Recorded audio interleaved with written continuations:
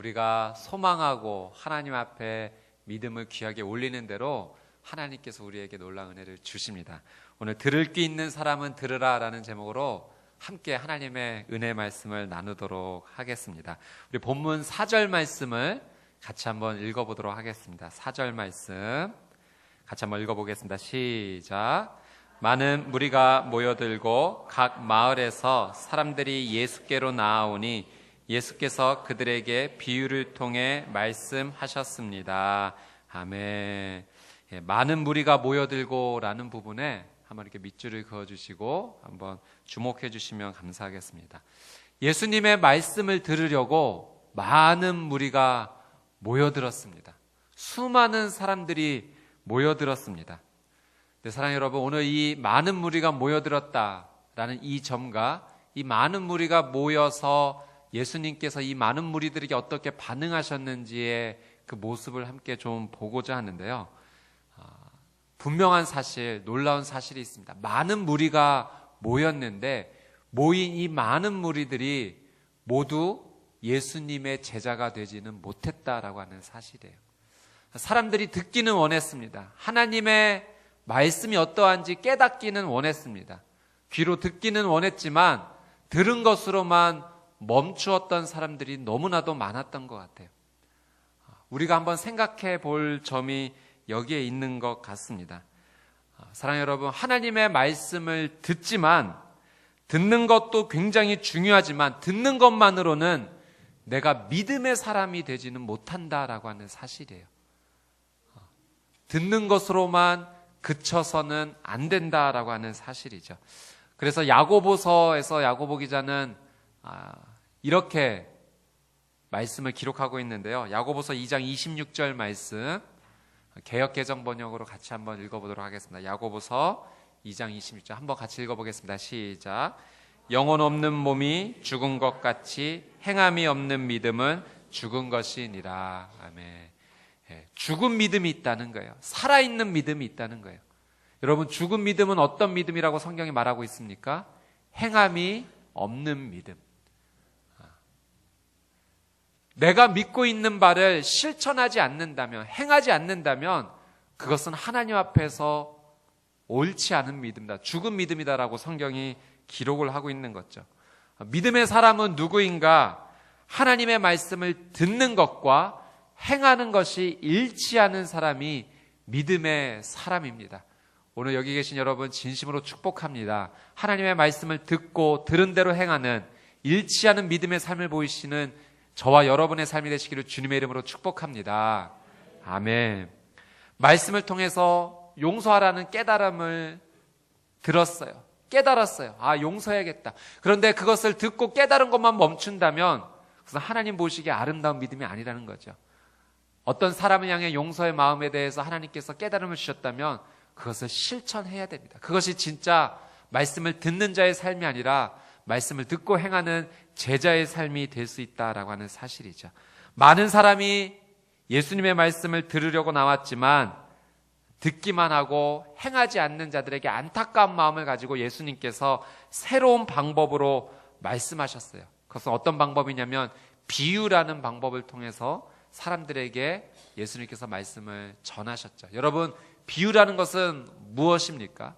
어떤 현상을 있는 그대로 말하는 것이 아니라 그 현상을 어떤 다른 것에 빗대어서 말하는 방법이 비유입니다. 그래서 이 비유에는 힘이 있는데요.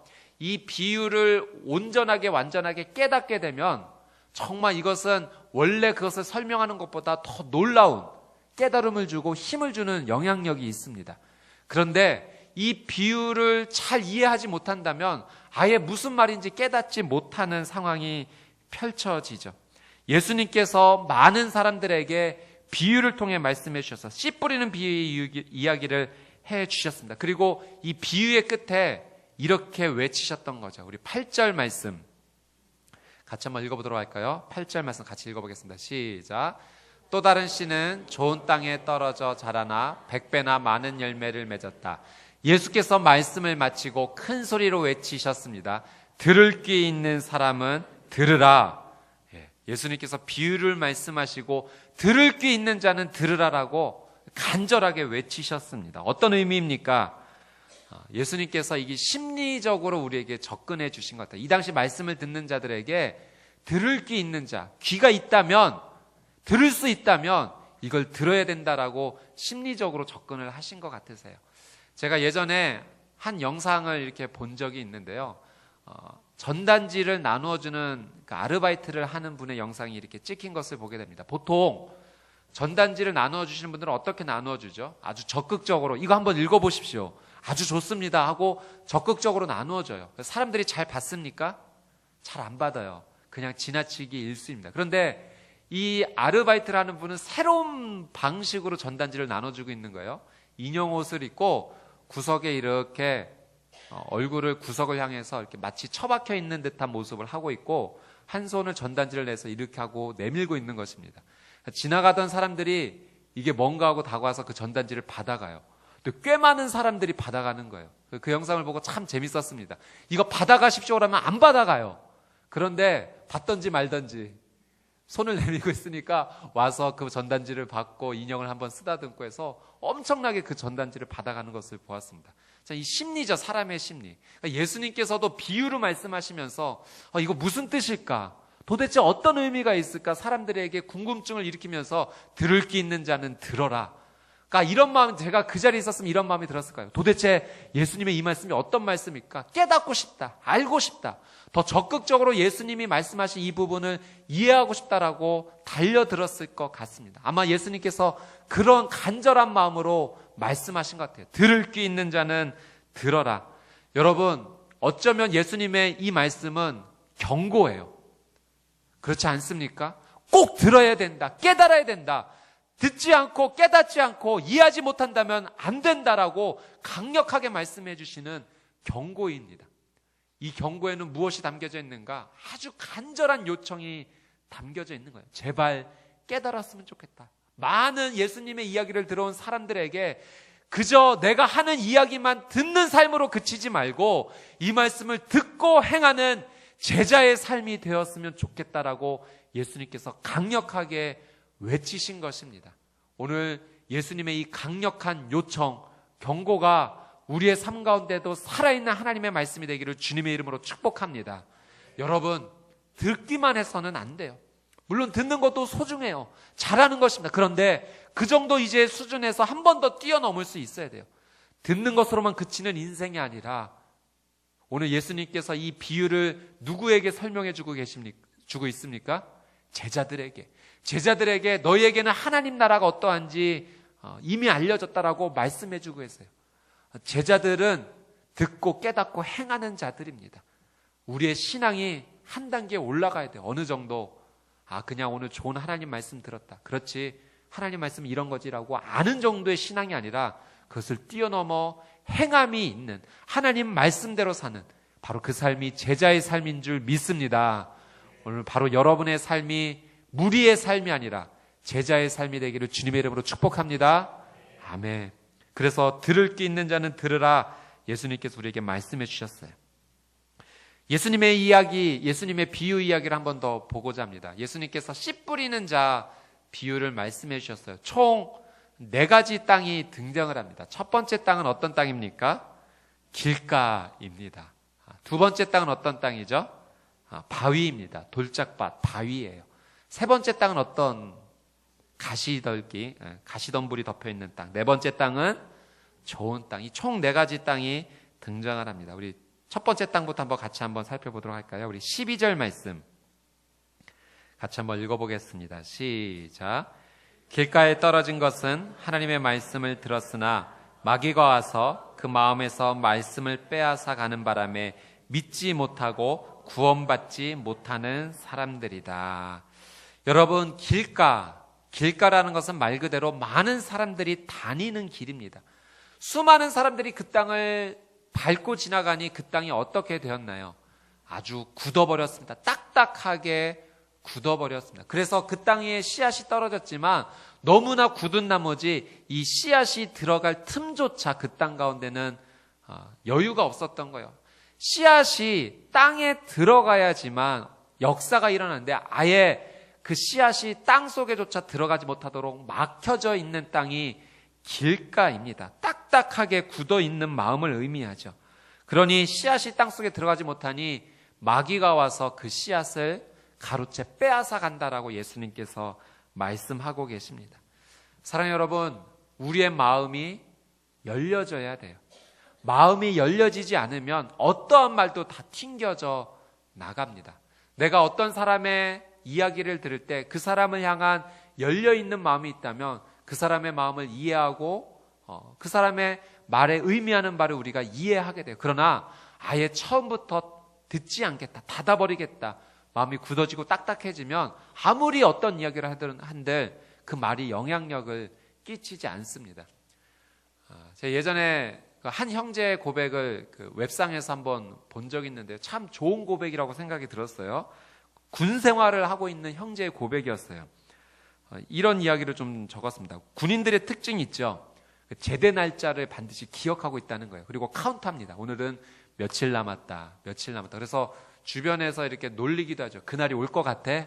라고 놀리기도 합니다. 그래서 군인들은 항상 이 제대가 빨리 되었으면 좋겠다. 오늘 2부 예배 때 우리 군인 형제들이 좀 오긴 하는데 오늘 이 이야기를 꼭 들어야 되는데 날짜를 반드시 기억을 하고 있습니다. 그리고 현재 군 생활을 몇 %를 보냈는지 늘 계산을 하죠. 근데 이 형제는 이런 생각을 했다는 거예요. 버스를 기다릴 때 버스가 온다는 것은 확실한데 1분마다 버스 언제 오지? 버스 언제 오지? 하고 시간을 보는 그런 기다림의 모습으로만 살아간다면 자신의 인생이 너무 행복하지 못할 것 같다라는 생각을 하게 된 거예요. 마치 군 생활의 비유를 든 거죠. 그래서 날짜를 계산하고 군 생활을 보내는 것이 자신의 삶이 행복하지 않을 것 같다는 생각을 한 거예요. 차라리 버스를 기다리면서 옆에 있는 사람과 삶에 대한 이야기도 나누고 그렇게 소중하게 보낸다면 언젠가 버스는 올 텐데 그 시간을 더 소중하고 가치 있게 보내야 되지 않을까? 나도 군 생활을 그렇게 보내야겠다. 나와 함께하는 사람들을 소중하게 여기고 그와 정말 하나님의 은혜를 나누고 함께 이렇게 보내야겠다라고 다짐을 하고 그 글을 써놓은 것을 보았는데요. 너무나 제가 공감이 되었습니다. 야, 정말 멋있다. 비단 군생활뿐만 아니라 우리의 인생 가운데도 이런 일이 있을 수 있는데 언젠가 반드시 하나님의 은혜가 올 텐데 그것만 바라보고 사는 삶이 아니라 현재 내게 주어진 삶을 정말 소중하게 여기고 함께하는 사람들에게 손을 내밀고 살아야겠다라는 공감을 하게 되었습니다. 그런데 그 글에 댓글이 달렸어요. 아마 친한 친구가 남긴 것 같아요. 이렇게 남겼더라고요. 아침부터 뭐라는 겨 빨리 재단을 해. 예. 그러니까 이 친구의 상황을 보니까 마음이 열리지 않았어요. 예. 친구는 이 군생활을 하고 있는 친구는 정말 이 군생활을 어떻게 보낼 수 있을까라고 소중한 마음을 담았는데 이해하지 못하니까 마음이 열리지 못하니까 그냥 마음에서 튕겨져 나가는 것을 보게 됩니다. 사랑하는 여러분, 우리 신앙생활도 마찬가지인 것 같아요. 하나님의 보석 같은 말씀이 우리의 삶 가운데 주어졌는데 내가 그 말씀에 대해서 전혀 마음의 문을 열지 않는다면 나와 전혀 상관없는 말씀이 됩니다. 예수님께서 따뜻한 마음으로 우리의 삶 가운데 다가오셨는데 우리가 그 예수님에 대해서 거절한다면, 거부한다면, 겉으로는 환영하는 것 같지만 내 영혼이 예수님의 말씀을 거절한다면 우리의 삶이 길가밭이 되는 거죠. 아예 씨앗이 땅에 들어가지도 못하는 것입니다. 그리고 그 소중한 보석 같은 말씀은 악한 자가 와서, 마귀가 와서 그 소중한 것을 빼앗아 간다라고 하는 사실이죠.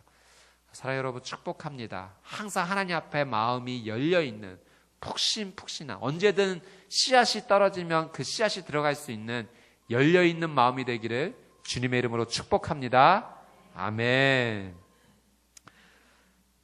네, 우리 13절 말씀을 같이 한번 읽어보도록 하겠습니다. 13절 말씀 같이 한번 읽어볼게요. 시작. 바위에 떨어진 것은 하나님의 말씀을 듣고 기쁘게 받아들이지만 뿌리가 없어 잠시 동안 믿다가 시련이 닥치면 곧 넘어지는 사람들이다. 두 번째 땅은 바위가 있는 땅입니다. 이 팔레스타인 땅의 특징이 있는데요. 이 석회암층이 땅 밑에 있는 경우가 많이 있었다고 합니다. 그래서 이 석회암이 햇빛에 의해서 뜨거워지면 그 열기 때문에, 그래서 씨앗이 들면 그 어떤 씨앗보다도 빨리 뿌리를 내리는 거죠. 열을 이렇게 공유를 하게 되니까. 그런데 뿌리가 나오지만 그 석회암층에, 바위층에 막혀서 더 이상 뿌리가 내리지 못하게 되는 거예요. 우리의 삶 가운데도 그런 때가 있습니다. 뜨거워질 때가 있어요. 극적인 변화를 경험할 때가 있습니다. 그런데 이 극적인 변화가 내 삶의 변화로까지 이어지지 않을 때가 있어요. 순간적으로 정말 은혜를 받았다라고 표현할 만큼 내 감정이 뜨거워질 때가 있습니다. 그런데 이것이 오래 지속이 돼야 되는데 오래 지속되지 못하고 빨리 뜨거워진 만큼 빨리 식는 그런 상황이 발생하는 거죠. 오늘 말씀의 비유에 의하면 뜨거워져서 뿌리는 빨리 돋아났지만 그것이 바위에 막혀서 더 이상 내려가지 못하는 그런 상황이 되는 것입니다. 이 감정적인 변화는 일시적인 마음의 변화를 가져오지만 생활의 변화는 가져오지 못하는 것입니다. 그리스도인이 된다는 것, 예수님의 제자가 된다는 것은 무엇일까? 그것은 철저한 복종과 헌신의 삶이다라는 거예요. 예수님의 제자가 되고 싶다라고 말은 하면서 내 삶에 복종과 헌신의 삶을 거부한다면 내 마음은 뜨거워져서 제자가 되겠다고 말은 했지만 뿌리를 내리지 못하는 삶과 똑같습니다. 그래서 이 바위를 뚫어낼 만한 노력이 또 필요한 거예요. 바위를 깨트려야만 됩니다. 그래야지 그 바위를 뚫고 나서 뿌리가 내릴 수 있는 거예요. 바위를 깨트리지 않는 이상 우리의 삶 속에서 제자됨의 삶의 뿌리는 내려가지 않습니다. 이 바위를 깨트리는 것이 무엇인가? 말씀에 대한 사모함과 연구함이에요. 기도에 대한 복종이에요. 무릎 꿇음이에요. 하나님 앞에 무릎 꿇음 없이 말씀에 대한 사모 없이 결코 제자의 삶을 살아가지 못합니다. 우리의 삶 가운데 뜨거운 하나님의 이 감정적인 은혜가 임할 때가 있어요. 그러나 그것만을 사모하는 인생 되어서는 안 돼요. 또 식어져 버린 이 가슴을 붙잡고서 또 다른 무언가 없나? 내 가슴이 뜨거워질 만한 다른 거 없나? 그것만을 찾아다니는 인생 되어서는 결코 제자의 삶이 될 수 없다는 거예요. 이제 뜨거워졌다면, 이제 뿌리가 돋아나려 한다면 이제 그 땅에 나를 가로막고 있는 이 바위를 깨트려야 됩니다. 어떻게? 말씀을 연구함으로, 기도함으로. 사랑하는 여러분, 저도 마찬가지예요. 저도 하나님의 말씀을 연구하지 않고 하나님께 기도하지 않으면 일주일이 채 못 되어 타락하는 인생이 될 수 있습니다. 여기 어느 누구도 하나님 앞에 하나님의 말씀을 연구하지 못하고 기도하지 않는다면 그 거룩한 삶으로 우리는 나가지 못하게 돼요. 그래서 여러분, 우리 온누리교회에서는 늘 함께 큐티하자라고 이야기를 합니다. 이것이 그냥 큐티하자라는 것의 단순한 구호가 아니라 정말 제자라면, 예수님의 제자로 살기를 원한다면 그 말씀의 깊이 앞으로 우리가 예수님의 초청 앞에 나가자는 거죠. 그 듣는 인생으로만 그치지 말고 그 말씀을 실천하는 인생이 되자는 거예요. 그리고 기도해야 돼요. 어떻게? 그 말씀을 붙잡고 개인의 기도의 시간이 있어야 돼요. 저희가 함께 새벽 예배를 드리자라고 이야기하는 것은 함께 우리가 그 마음을 모아서 그 기도의 삶으로 나가자라는 거룩한 초청인 거죠. 사랑하는 여러분, 우리가 말씀을 듣기만 하고 그리고 그 말씀대로 살아가지 못하고 기도하지 못한다면 오늘 처음에 나왔던 무리들의 삶과 다를 바가 무엇이 있겠습니까? 결국 바위에 막혀버린 인생이 될 수밖에 없어요. 뿌리는 나온 것 같지만 더 이상 내리지 못하는 삶. 저와 여러분의 삶이 그런 삶이 되었으면 좋겠습니다. 바위에 막힌 삶이 아니라 그 바위를 깨트리고 하나님의 은혜 앞에 나가는 제자의 삶이 되기를 주님의 이름으로 축복합니다. 아멘. 디모데후서 2장 15절은 이런 권면의 말씀이 있습니다. 같이 한번 읽어볼까요? 시작. 그대는 진리의 말씀을 바로 가르치는 부끄러울 것이 없는 일꾼으로 하나님께 인정받는 사람이 되기를 힘써라. 아멘. 여러분, 이 말씀을 기록하시고요, 여기에 여러분의 이름을 넣고 매일 읽으십시오. 그대는 진리의 말씀을 가르치는 부끄러울 것이 없는 일꾼으로 하나님께 인정받는 사람이 되기를 힘써라. 우리 그대는에 자기의 이름을 넣어서 한번 같이 한번 읽어보겠습니다. 시작. 김소리는 진리의 말씀을 바로 가르치는 부끄러울 것이 없는 일꾼으로 하나님께 인정받는 사람이 되기를 힘써라. 아멘. 바울이 디모데에게 권면했어요. 힘써야 된다. 하나님께 인정받는 사람이 되기를 위해 힘써야 된다. 여러분, 바위는 그냥 없어지는 거 아니에요. 노력해야 돼요. 힘써야 돼요. 하나님께 인정받는 사람이 되기를 힘쓰는 거룩한 삶이 되시기를 주님의 이름으로 축복합니다. 아멘. 그래서 여러분, 동역자가 굉장히 중요해요. 나 혼자도 잘할 수 있지만요, 사실 혼자는 쓰러지기가 너무 쉽습니다. 저희 속담에 백지장도 맡으면 함께 맡으면 낫다 있잖아요.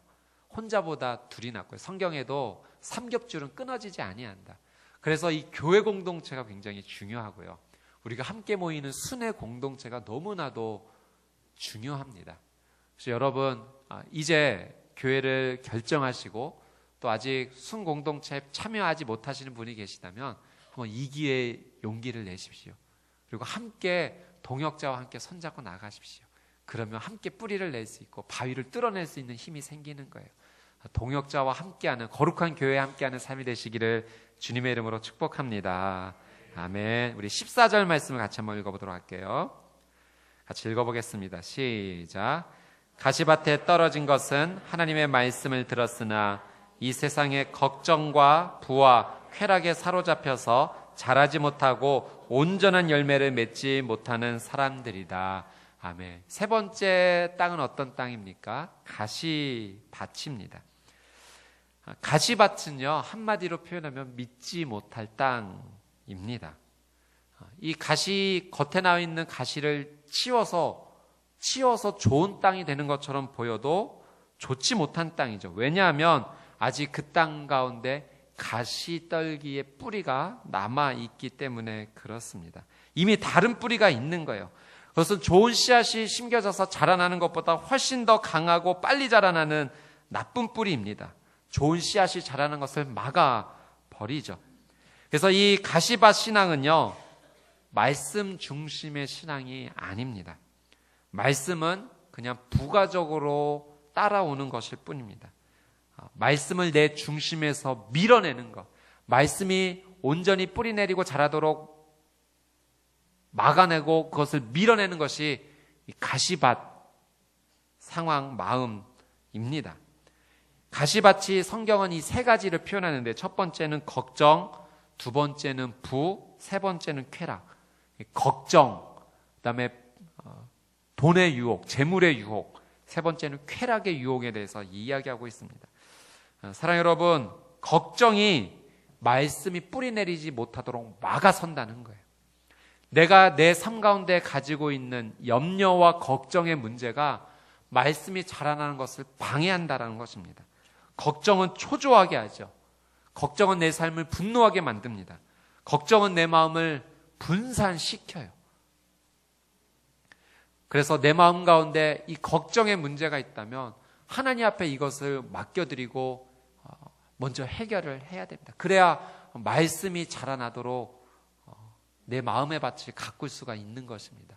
현재 여러분이 가지고 있는 걱정의 문제, 두려움의 문제, 내가 해결할 수 없는 것이라면 그걸 하나님께 맡길 수 있는 것, 그것이 믿음이에요.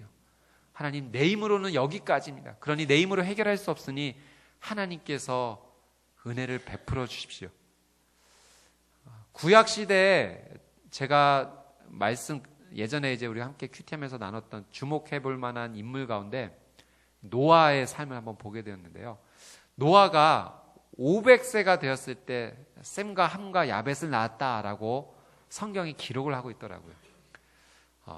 예전에는 그냥 지나쳤던 말씀인데요. 그 당시에 사람들의 자녀를 낳는 그 출산의 나이를 이렇게 보니까 약 한 50세 이상부터 뭐 늦어도 한 180세 이하까지 대부분 그때 아이를 낳았던 것을 성경의 기록을 통해서 확인을 해보게 됩니다. 근데 노아는 언제 자녀를 낳았는가? 이 500세 때 자녀를 낳았다는, 그러니까 그 당시 뭐 이제 1000년 가까이 삶을 살았던 인생인데 거의 인생의 절반에 가까이 와서 이제 자녀를 낳았던 거죠. 그러니까 저도 이제 아이를 한 결혼하고 10년 뒤에 이제 출산한 경험이 있어서 그 기다림의 시간이라는 것 한번 공감이 되더라고요. 굉장히 걱정입니다. 초조합니다. 염려입니다. 내 힘으로 해결할 수 없는 그런 문제인 거예요.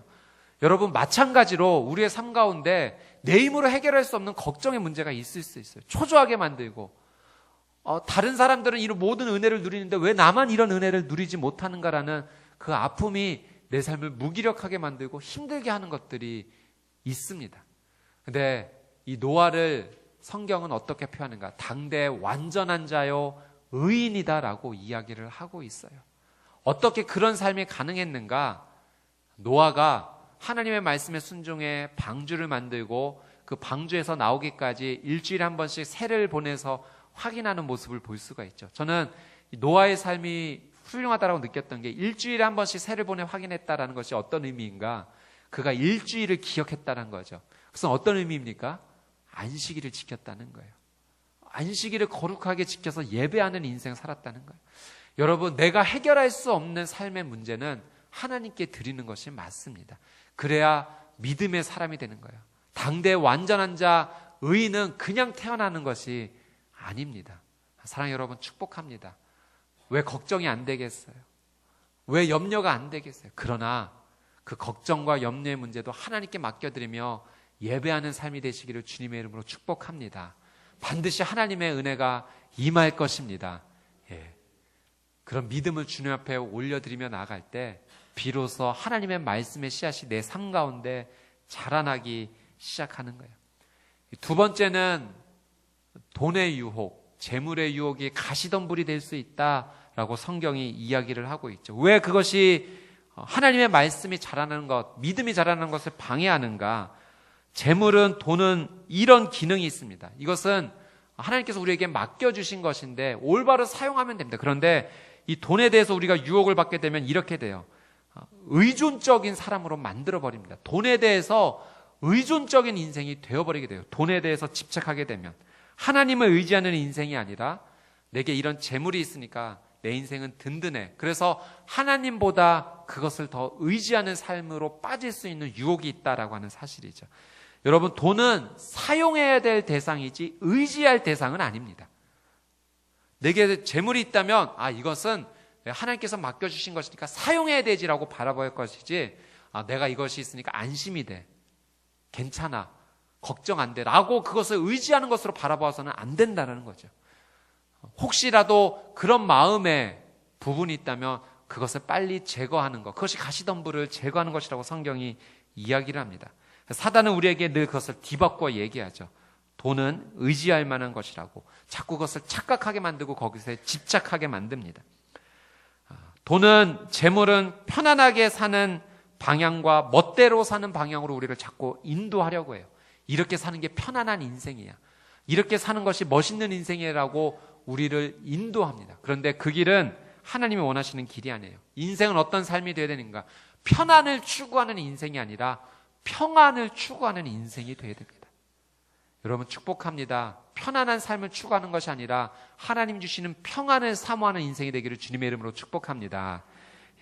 인생은 멋대로 살아가는 인생이 아니라 목적을 가지고 살아가는 인생이 되어야 돼요. 여러분에게 주어진 인생 아무렇게나 걸어가라고 하나님께 주신 인생 아닙니다. 분명한 목적을 주셨어요. 근데 돈은요, 재물은요, 우리가 그 유혹에 빠지면 내 멋대로 살아가고 싶은 마음이 생기거든요. 그것을 우리가 끊어내야 돼요. 나는 부름받은 인생이지, 하나님께서 목적을 주신 인생이지, 그 목적을 향해 걸어가야지라고 결단하고 나가야 되는 거예요. 여러분에게 혹시 이 돈의 유혹, 재물의 유혹에 가시덤불이 있다면 이것을 하나님 앞에서 온전히 제거하게 되시기를 주님의 이름으로 축복합니다. 아멘. 우리의 마음은 하나님께 둬야 돼요. 그래서 늘 인생의 끝을 생각할 수 있어야 됩니다. 전도서 7장 4절은 그래서 우리에게 이렇게 권면을 합니다. 같이 한번 읽어볼까요? 시작. 지혜로운 사람의 마음은 초상집에 있지만 어리석은 사람의 마음은 잔치집에 있다. 여러분, 초상집과 잔치집이 비교가 되고 있습니다. 오늘 말씀에 적용을 하면 잔치집은 돈의 유혹에만 머무는 인생을 말하는 걸 거예요. 즐기자, 행복하자, 나는 그럴 만한 자격이 있어라고 자기에게만 집착하고 흥청망청 즐기는 인생이 된다면 그것은 어리석은 인생이다라고 성경이 기록하고 있어요. 마치 인생의 끝이 있는 것을 기억하면서 초상집에 마음을 두는 것처럼 내 인생의 끝이 있음을 알고 그 끝 가운데 다시 시작을 주신 하나님을 바라보며 살아가는 인생이 지혜자의 삶이다라고 성경이 기록하고 있습니다. 가시덤불을 제거하고 지혜자의 삶을 사시게 되기를 주님의 이름으로 축복합니다.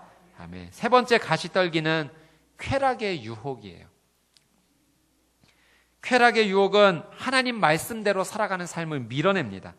쾌락은 무엇입니까? 자기 본능을 만족시키는 삶이에요.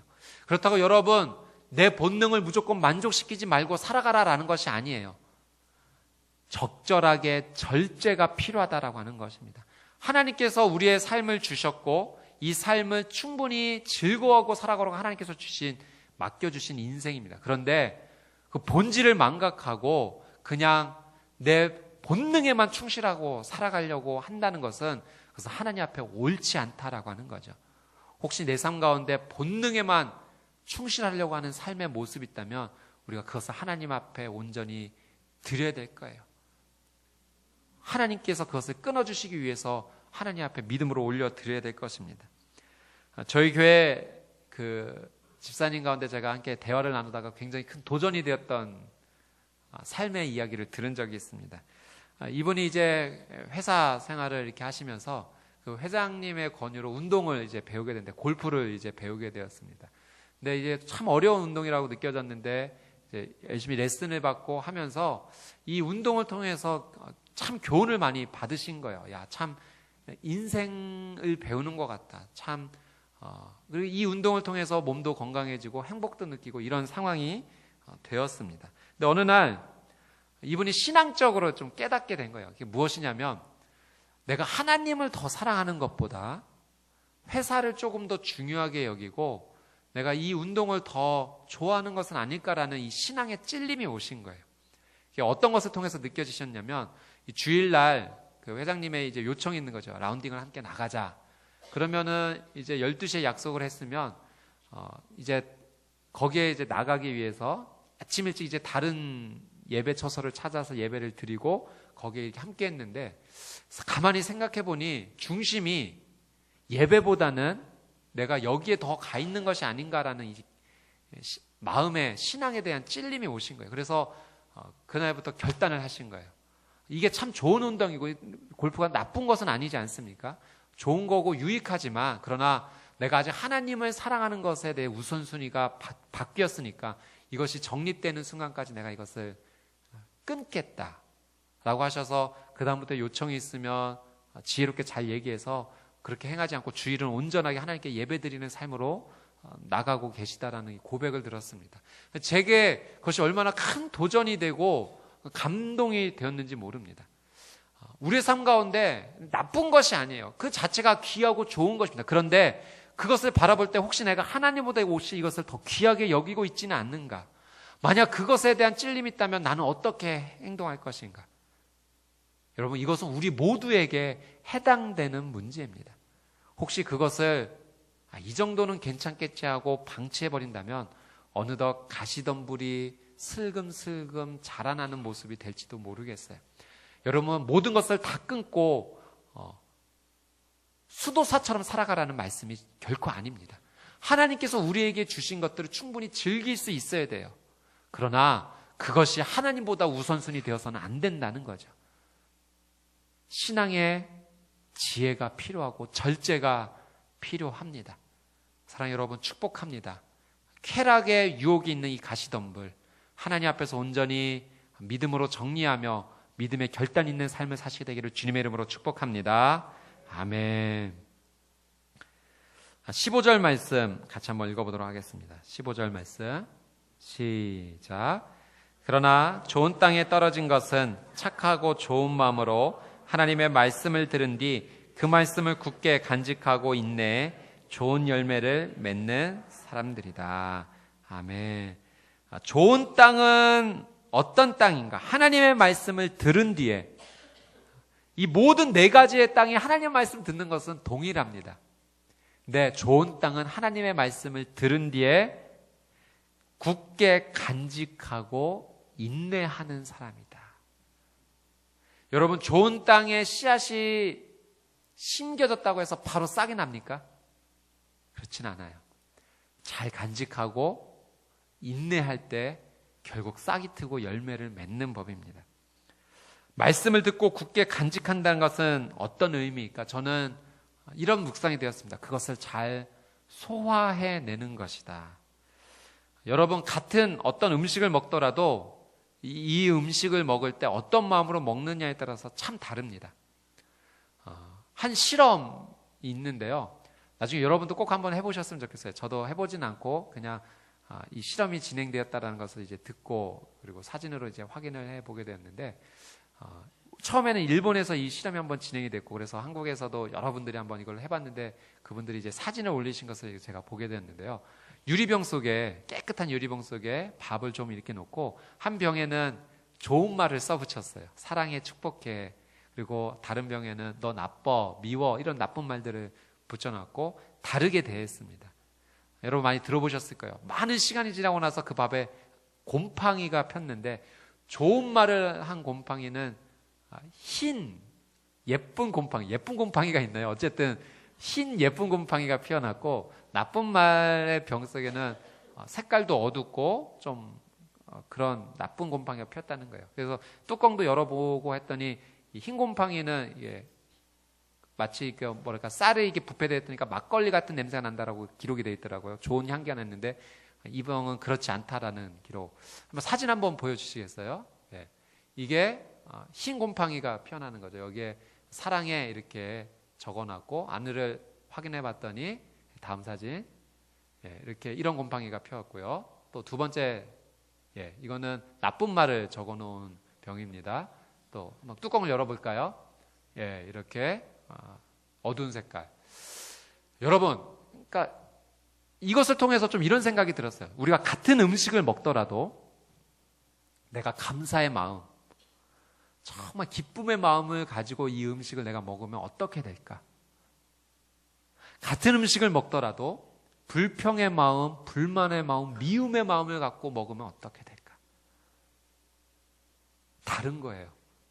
꼭 영양가 있고 좋은 음식을 먹는다고 해서만 건강해지는 것이 아니라, 일반적인 음식이라 할지라도 사랑의 마음, 감사의 마음이 내 마음 가운데 있고 그 음식을 대한다면 그 음식이 내게 주는 영향력이 다를 수 있다라고 하는 사실입니다. 여러분, 하나님의 말씀을 어떻게 대하고 계십니까? 말씀 자체는 너무나 보석 같은 말씀이에요. 귀한 말씀이에요.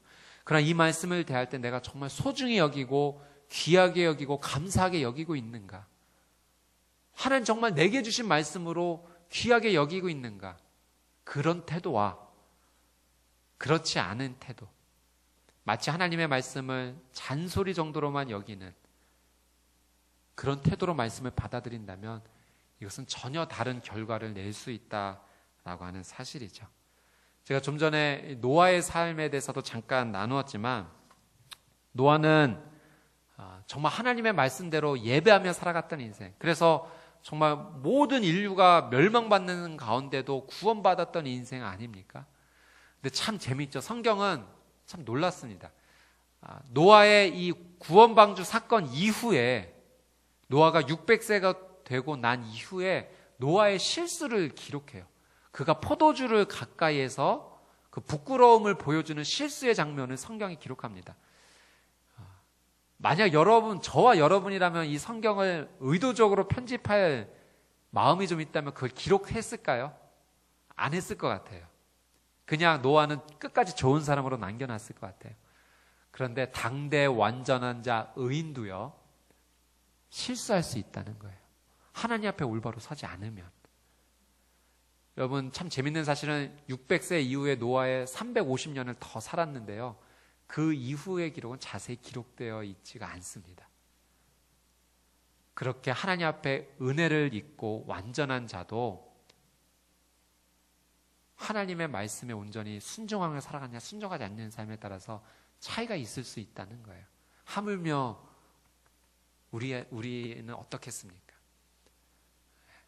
좋은 밭이 되기 위해서는 하나님의 말씀을 소중히 간직할 수 있는 삶이 되어야 돼요. 감사히 그 말씀을 받아낼 수 있는 마음의 준비가 되어 있어야 합니다. 여러분, 이렇게 말씀을 소중히 간직하는 자에게 열매가 있어요. 은혜가 있어요. 하나님께서 특별히 주시는 선물입니다. 그 열매는 위로와 격려가 있죠. 오랫동안 인내하며 그 말씀을 간직했을 때 피어나는 열리게 될 열매.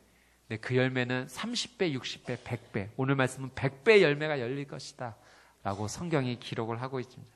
열매는 은혜죠. 은혜는 감당할 수 없는 강물과 같습니다. 이 은혜의 열매가 열리면 지난 시간 내가 인내하고 참고 말씀 앞에 온전히 서왔던 그 인생이 하나도 기억나지 않을 만큼 이 은혜로 말미암아 충분히 보상을 받게 됩니다. 여러분, 말씀을 지키는 삶은 때로는 어두운 터널을 지나는 것과 같아요. 인내하는 삶입니다. 도대체 이 터널이 언제 끝날까? 이 어둠이 언제 끝날까? 이 고통이 언제 끝날까? 우리의 마음이 그렇게 가난해질 때가 있습니다. 그런데 열매가 열리면 그 고통의 터널에서도 이 씨앗을 포기하지 않으면 하나님께서 은혜를 베풀어 주세요. 제가 10년 만에 자녀를 낳았다라는 말씀 잠깐 드렸는데요. 그 시간이 그때는 얼마나 힘들었는지 몰라요. 그런데 하나님께서 자녀를 보내주신 그 순간 그 이전의 시간이 하나도 기억나지 않을 만큼 오히려 기쁨으로 이야기할 수 있을 만큼 치유가 되고 회복이 됩니다. 제가 왼쪽 무릎이 운동하다가 다치고 인대가 끊어지고 몇 번 수술을 했어요. 얼마나 고통스러웠는지 모릅니다. 그런데 하나님이 그 다리를 만져주시고 회복하시고 이제 조심하라고 하는 그 순간이 왔을 때 이전에 아팠던 기억이 나지 않을 만큼 은혜는 그런 거예요. 차고 흘러넘쳐서 이전에 내 모든 삶을 모두 회복시켜줄 만한 능력이 있습니다. 사랑하는 여러분, 여러분의 삶 가운데 초조함과 안타까운 마음과 문제가 있다 할지라도 하나님께서 그것을 은혜로 갚아주실 줄 믿습니다. 좋은 땅의 삶을 살아가면 그렇게 돼요. 사랑하는 여러분, 우리가 하나님의 말씀을 소중히 여기면서 한 가지 했으면 좋은 것이 있다는 거 이거 한번 나누고 싶은데요. 하나님의 꿈, 하나님의 말씀을 통해서 하나님의 열매를 선포하는 인생이에요.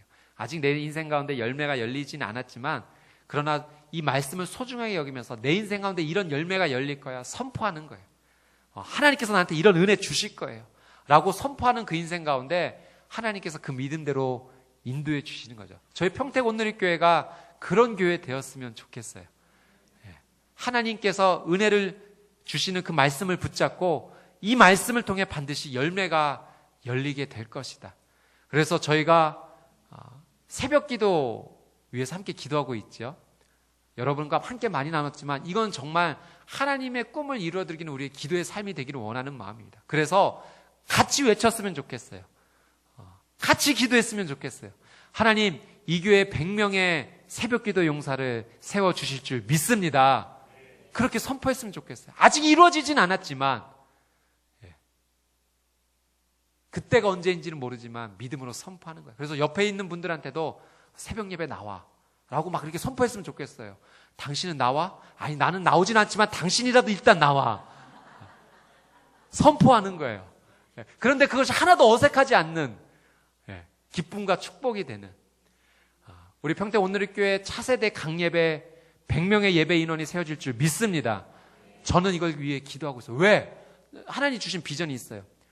평택 땅과 안성과 안중과 송탄과 오산과 천안에 이르기까지 이 도시를 거룩하게 만들 그 책임이 우리 교회에 있다라고 하나님 말씀해 주셨어요. 그래서 이 도시를 거룩하기 위해서는 다음 세대가 예배하는 자가 자라나야 돼요. 네, 여러분 아시겠지만 이 평택 온누리교회 얼마나 좋은 교회들이 많이 있습니까? 또 건물도 얼마나 아름다운 교회들이 많이 있습니까? 저희 교회는 상대적으로 차세대 애들이 행복하게 지낼 만한 시설은 없습니다. 그런데 저는 확신해요. 시설이 아이들의 믿음을 자라게 한다라고 믿지 않습니다. 예배가 우리 아이들의 삶을 바꿔줄 줄 믿습니다. 물론 나중에 시설도 좋아질 거예요. 예. 아멘. 예. 그러나 그 시설만 탓하지는 않을 거예요. 비록 열악하다 할지라도 우리 평택 온누리교회는 하나님이 은혜를 주시고 아이들이 믿음으로 성장하는 귀한 예배가 될 거라고 마음껏 선포하고 기도하고 그걸 자랑스러워하고 실제로 그 열매를 맺어가는 과정을 보고 싶은 거예요. 이게 믿음이 아니겠습니까? 씨앗을 심고 굳게 간직하고 인내하는 거예요. 그럼 하나님께서 반드시 열매를 열어 주실 것입니다. 마지막으로 한 가지만 나누고 오늘 말씀 마치기를 원하는데요. 여러분, 오늘 4가지 땅이 나왔어요. 길가밭, 바위밭, 가시덤불밭, 좋은 밭. 이 팔레스타인 농사법은 이런 농사법입니다. 이 땅은요, 먼저 씨를 뿌리는 거예요. 그리고 그 뿌린 지역을 갈아엎는다고 합니다. 일단 씨앗을 뿌리고 그 뿌린 지역을 기경을 하는 거죠. 이스라엘 지역이 대부분 화산 지역이어서 땅이 척박한 돌밭이기 때문에 그 씨를 뿌리고 씨 뿌린 지역을 갈아엎는 거죠. 그렇기 때문에 농부가 일부러 이 씨앗은 길가밭에 뿌려야지, 이 씨앗은 가시덤불 돌짝밭에 뿌려야지, 그렇게 일부러 그런 게 아니에요. 우리 같은 경우는 밭을 먼저 기경하고 그 홈을 파서 맞춰서 이 씨앗을 뿌리기 때문에 전혀 길가나 돌짝이나 가시덤불에 떨어질 염려가 없죠. 그런데 농사법이 다른 거예요. 이 문화를 우리가 이해를 해야 됩니다. 일단 이 땅의 성질이 그렇기 때문에 뿌리고 나서 기경을 해야 된다라고 하는 사실이죠. 이게 우리에게 주는 은혜가 있습니다. 누가 처음부터 길가밭처럼 되고 싶은 사람이 누가 있겠습니까? 누가 처음부터 바위밭 같은 인생 누가 되고 싶겠습니까? 누가 처음부터 가시덤불 같은 인생 누가 되고 싶겠습니까? 다 좋은 밭이 되고 싶죠. 근데 여러분, 원래부터 좋은 밭은 없는 거예요. 그 밭을 기경해야지만 좋은 밭이 되는 것입니다. 전도서 11장 6절 말씀 같이 한번 읽어볼까요? 같이 한번 읽어보겠습니다. 시작. 아침에 씨를 뿌리고 저녁에 내 손을 거두지 마라. 이는 이것이 싹 틀지 저것이 싹 틀지 아니면 둘 다 잘 자랄지 모르기 때문이다. 청년의 때 내 창조주를 기억하여라. 여러분, 씨 뿌리고 기다리라는 거예요. 그리고 중요한 말씀, 청년의 때 내 창조주를 기억하라. 여러분, 청년의 때는 어떤 때인가? 씨 뿌리는 때입니다. 씨를 뿌려야만 열매를 맺죠. 아침에 뿌려야지만 저녁에 열매를 맺는 거예요. 뿌리지도 않고 어떻게 열매를 기대하겠습니까? 청년의 때는 열매를 뿌리는 때입니다. 반대로 말해볼까요? 뿌리지 않는 인생은 청년이 아닙니다. 나이에 많고 적음이 아니에요. 씨를 뿌려야 돼요. 그리고 기경해야 됩니다. 그 인생이 하나님께서 청년같이 쓰시는 인생이에요. 갈렙이 그러지 않았습니까? 나이 85세에 이 산지를 내게 주소서. 아직도 내가 싸울 수 있습니다. 힘이 넘쳐납니다라고 고백했던 귀한 인생. 여러분, 내 상황, 나이, 이게 문제가 아니에요. 청년의 때에는 창조주를 기억해야 됩니다. 씨를 뿌리고 기경하고 열매가 열리기를 기다려야 되는 것입니다. 호세아서 10장 12절도 이렇게 말씀하십니다. 같이 한번 읽어보겠습니다. 시작. 내 스스로 의의 씨앗을 심고 이내 열매를 거두며 묵은 땅을 잘 갈아라. 지금이 여호와를 찾을 때다. 마침내 그분이 와서 의의 비를 너희에게 내릴 것이다. 묵은 땅을 잘 갈아라 표시해 주시고요. 지금이 여호와를 찾을 때다. 묵은 땅을 기경해라, 갈아라라고 성경이 이야기를 하고 있어요. 여러분, 우리의 마음이 길가밭 같다 할지라도, 돌짝밭, 바위밭 같다 할지라도, 가시덤불 같은 밭이다 할지라도 낭망하지 마십시오. 이제 기경하면 돼요. 청년의 마음으로 그 말씀을 뿌리고 기경하면 됩니다. 하나님을 의지해 하나님께서 열매 맺어주실 것을 믿음으로 그 땅을 기경하면 됩니다. 기경은 무엇인가? 여호와를 찾는 것이다라고 호세아서가 우리에게 말씀해주고 있어요. 언제 어디서든지 하나님을 찾으십시오. 특별히 이번 한 주는 저희가 고난주간으로 하나님 앞에 예배하며 나가고자 해요. 다른 모든 때가 특별한 때이지만 예수님께서 우리의 죄를 용서해 주시기 위해서 고난을 받으셨던 이 한 주일, 십자가에 달리셔야 됐다만 했던 이 한 주일, 그분의 놀라운 사랑을 기억하면서 하나님을 함께 찾지 않으시겠습니까? 하루에 한 끼 금식하며 그냥 교회에서 하라고 하는 것이 아니라 정말 하나님의 그 놀라운 사랑에 감사해서 주님, 이 한 끼의 금식비를 주님께 예물로 드려오니 가난한 자들에게 귀하게 쓰임받는, 복음이 전하는 곳에 귀하게 쓰임받는 곳에 사용해 주십시오. 그리고 이런 경건의 삶뿐만 아니라 내 일상생활에서도 정말 예수 그리스도의 제자로서 듣는 자만 되는 것이 아니라 제자로서 삶을 살게 해주십시오. 예배하고 하나님을 찾고 말씀을 찾고 큐티하고 기도하고 개인의 경건의 시간을 갖고 새벽 예배를 찾고 예배 때를 즐거워하고 소망하며 나간다면 지금은 조금 힘들지 몰라더라도 언젠가 반드시 열매를 맺게 될 거예요. 하나님의 때, 가장 놀라운 때에 하나님께서 은혜 주실 줄 믿습니다. 30배, 60배, 100배 열매의 주인공이 바로 여러분이 되시기를 주님의 이름으로 축복합니다. 아멘. 우리 주신 말씀 붙잡고 같이 한번 기도하면 좋겠습니다.